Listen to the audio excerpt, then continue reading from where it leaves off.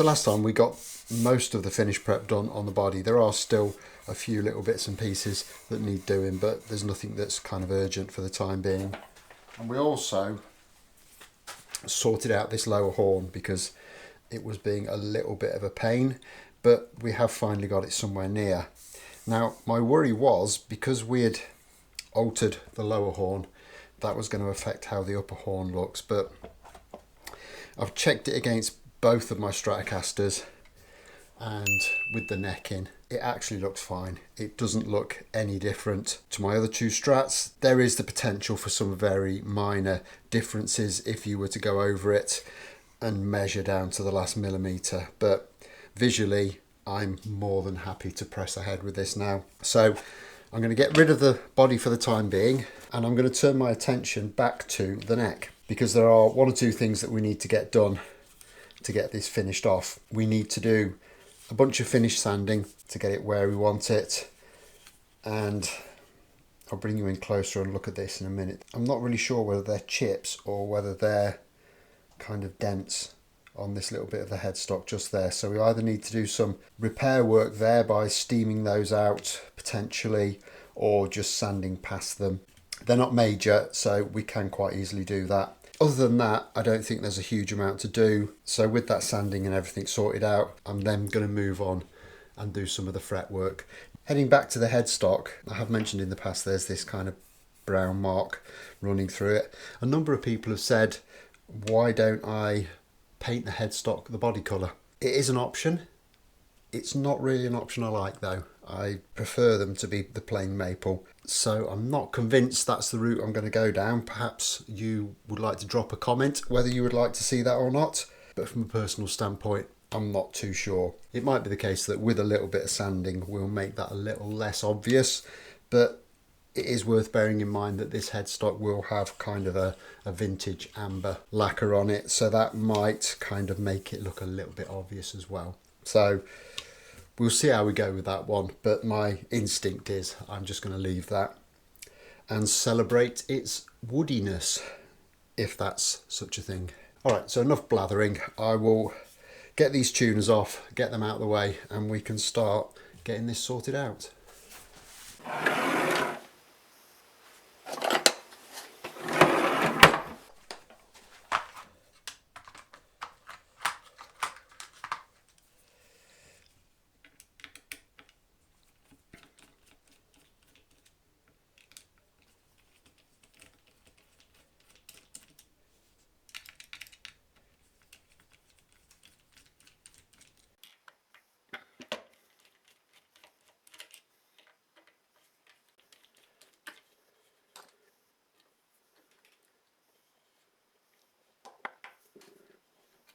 So I've just quickly dropped this back into my little neck shaping jig just to finish off the sanding on the back of the neck, and it's fairly close, but there are just one or two little lumps and bumps that we need to work out. So I'm literally,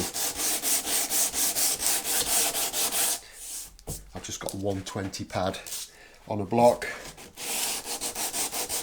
and I'll just work my way around and get any little oddities out of there.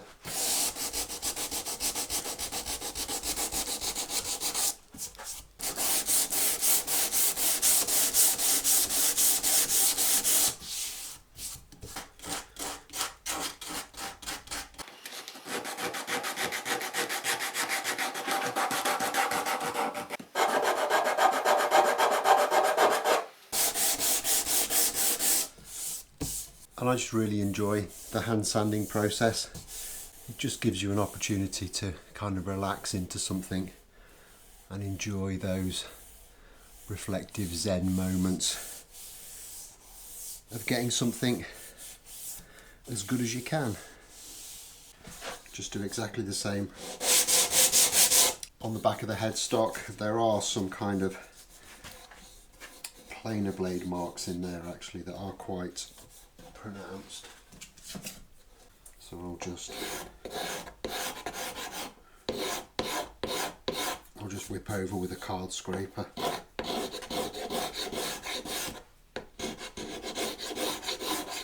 Just to get those out and save myself a little bit of time.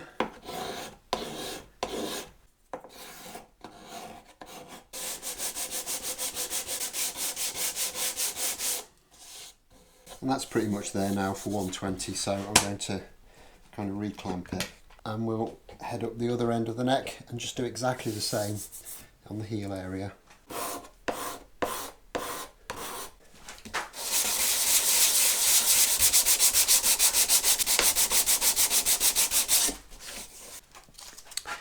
And with that done, I'm now going to start going over everything with some,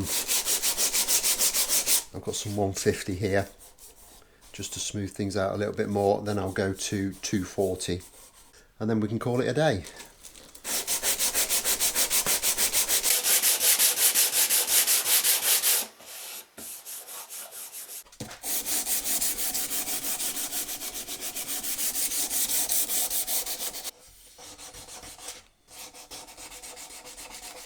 So I think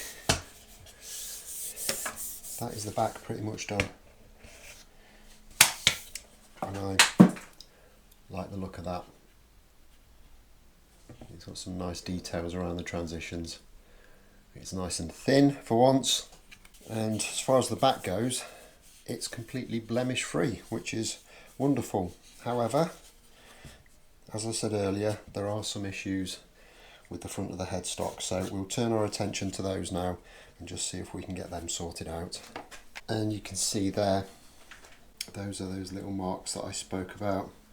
Now they might look like chips, but actually, looking at them, they actually look like dents. So I am going to give this a try at steaming it out, but because they're so small, I'm not going to use the clothes iron. I'll use the soldering iron for this one.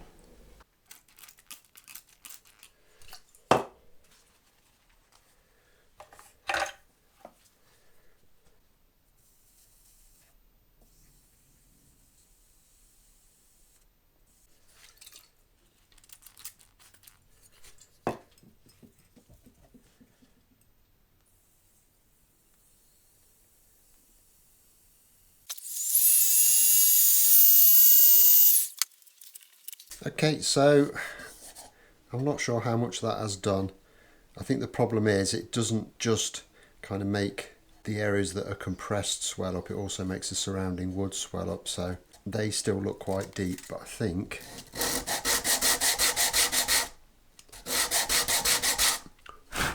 with a very quick sand,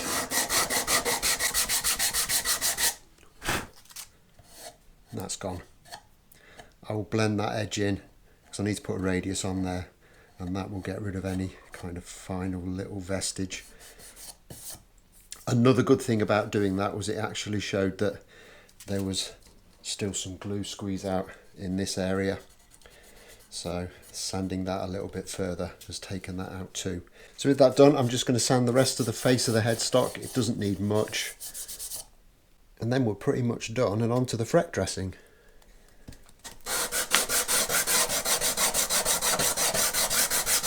And hopefully you'll see there that those little marks have completely gone now. Could probably do with just a little bit more finessing just to get that 100%. And with that done, I'm going to start cocooning this in some masking tape just to keep everything nice and clean.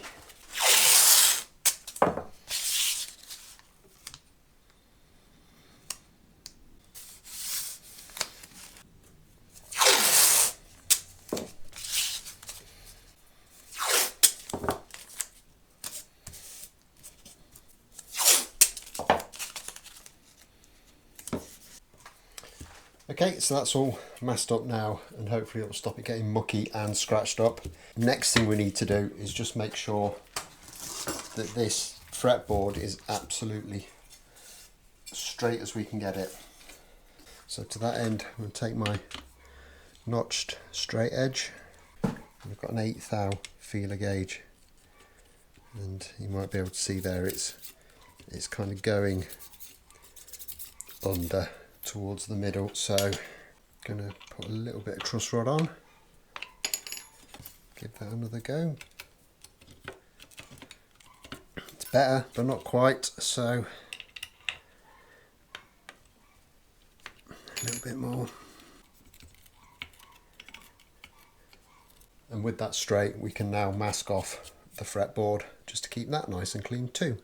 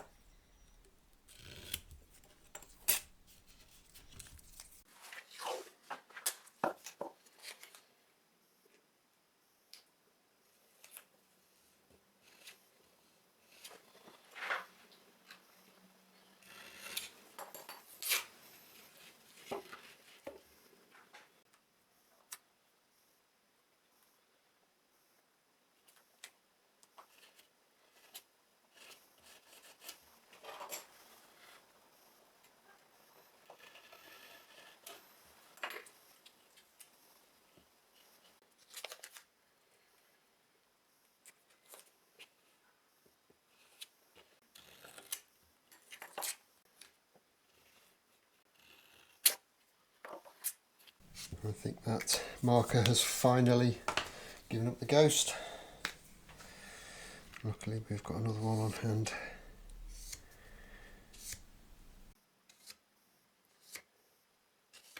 So we can just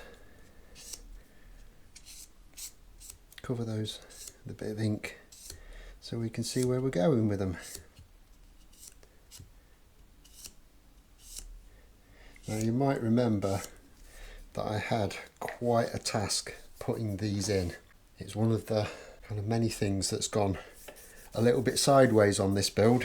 I thought I'd do a Stratocaster because they're easy, and this one's been nothing but trouble. There you go, that's the way the cookie crumbles sometimes, and you just have to suck it up and crack on. But because these frets didn't go in particularly easily, I'm not expecting them to be particularly level.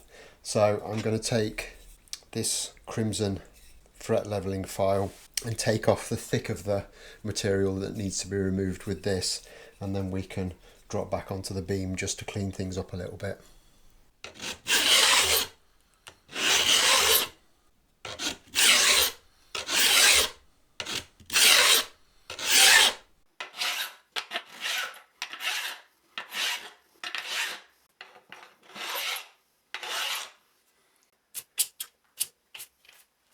And somewhat typically, the second I say something's going to be a bit of a nightmare, it goes quite well. And they actually filed down relatively easily.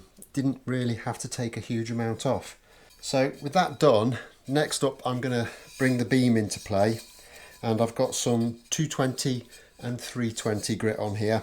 Thankfully, that file actually leaves quite a smooth surface, so there isn't a huge amount to take out. So I'm just going to kind of give it a polish with the beam.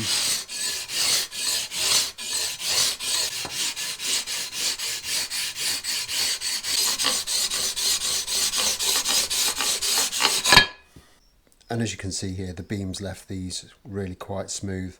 I can kind of run my fingernail across them, and there is a little bit of notchiness to it, but hardly anything at all. And once we've got these recrowned, we can clean them up with progressively finer grits of sandpaper, and then we can polish them until they're like mirrors, and then they will play beautifully. And I'm going to recrown these with a file. Now there's a lot of different types of files that you can use to do this. I tend to use two.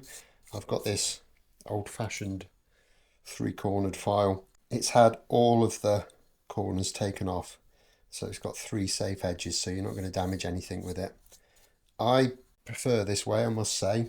The other method is with one of these profiled files, so it's got a profile cut into the edge, both edges, and you can use that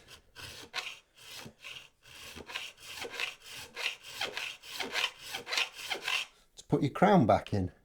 They both work. I just prefer to do it the old-fashioned way.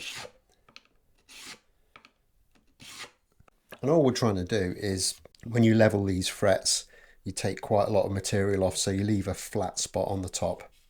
So the crowning process is reintroducing the rounded profile of the fret that you started out with.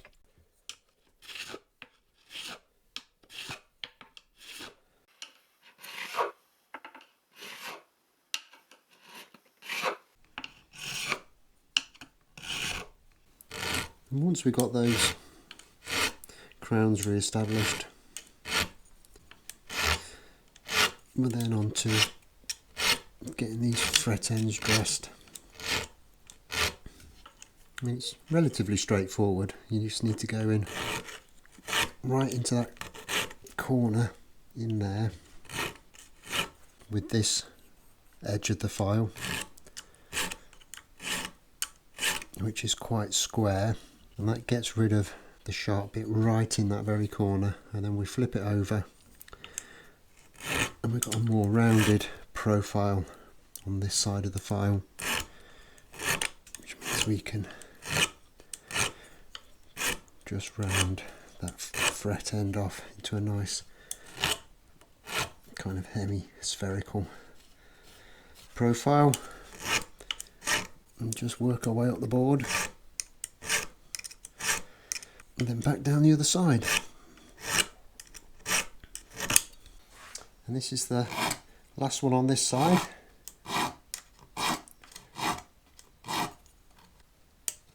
Which is good.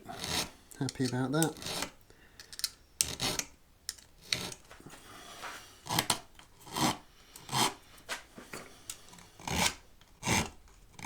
Because we're halfway through one of my least favourite jobs.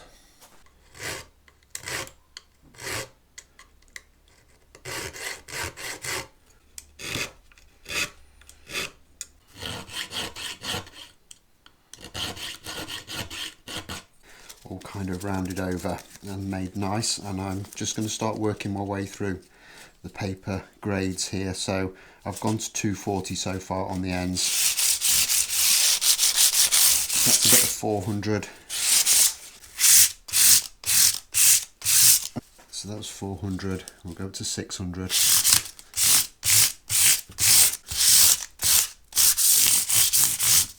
And then finally, I've got some 1000 wet and dry. And it's worth bearing in mind that these are stainless steel frets, so to change these in any significant way dimensionally with 1000 grit wet and dry paper, I am going to be here for a very long time, and I'd probably take more material off my fingers than I would the frets. So all the work that we've done to get them nice and level, we're not altering that in any way at all. And with that done, we'll break out the Dremel and we can start to get them polished up. And again, very straightforward, just a Dremel with one of these cotton mops in. And this is just a block of honing compound, so it's the same compound that I'd use on my leather strop. And it's simply a case of just loading it up with a bit of the compound and giving the fret a good old polish up with it.